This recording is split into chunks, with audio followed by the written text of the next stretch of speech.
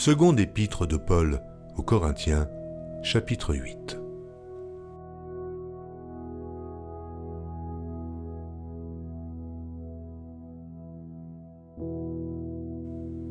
Nous vous faisons connaître, frères, la grâce de Dieu qui s'est manifestée dans les églises de la Macédoine.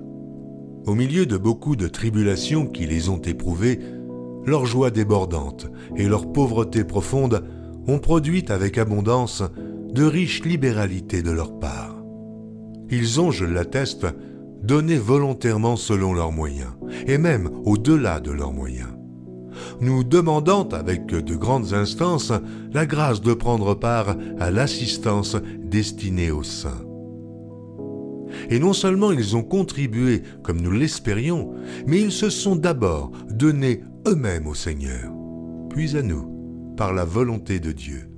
Nous avons donc engagé Tite à achever chez vous cette œuvre de bienfaisance comme il l'avait commencé. De même que vous excellez en toutes choses, en foi, en parole, en connaissance, en zèle à tous égards, et dans votre amour pour nous, faites en sorte d'exceller aussi dans cette œuvre de bienfaisance. Je ne dis pas cela pour donner un ordre, mais pour éprouver, par le zèle des autres, la sincérité de votre charité. Car vous connaissez la grâce de notre Seigneur Jésus-Christ, qui, pour nous, s'est fait pauvre de riche qu'il était, afin que par sa pauvreté, vous fussiez enrichis.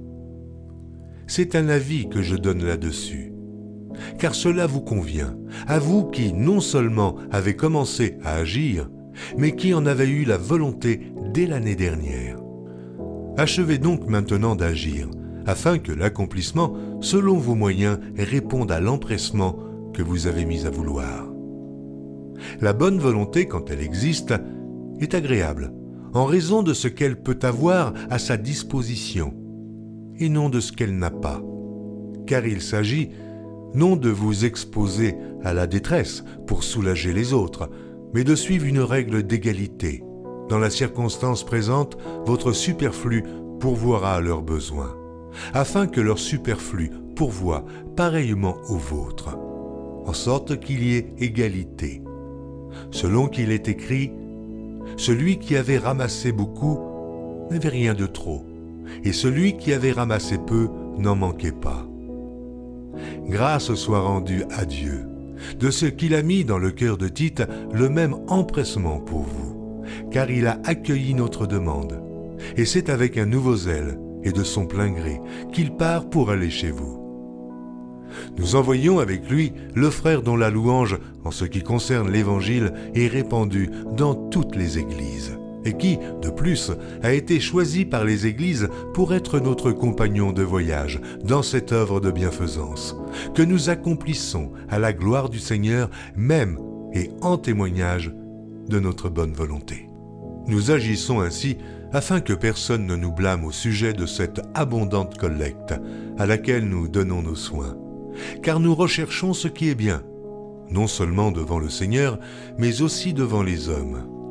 Nous envoyons avec eux notre frère, dont nous avons souvent éprouvé le zèle dans beaucoup d'occasions, et qui en montre plus encore cette fois, à cause de sa grande confiance en vous. Ainsi, pour ce qui est de Tite, il est notre associé et notre compagnon d'œuvre auprès de vous. Et pour ce qui est de nos frères, ils sont les envoyés des églises, la gloire de Christ. Donnez-leur donc à la face des églises la preuve de votre charité, et montrez-leur que nous avons sujet de nous glorifier de vous.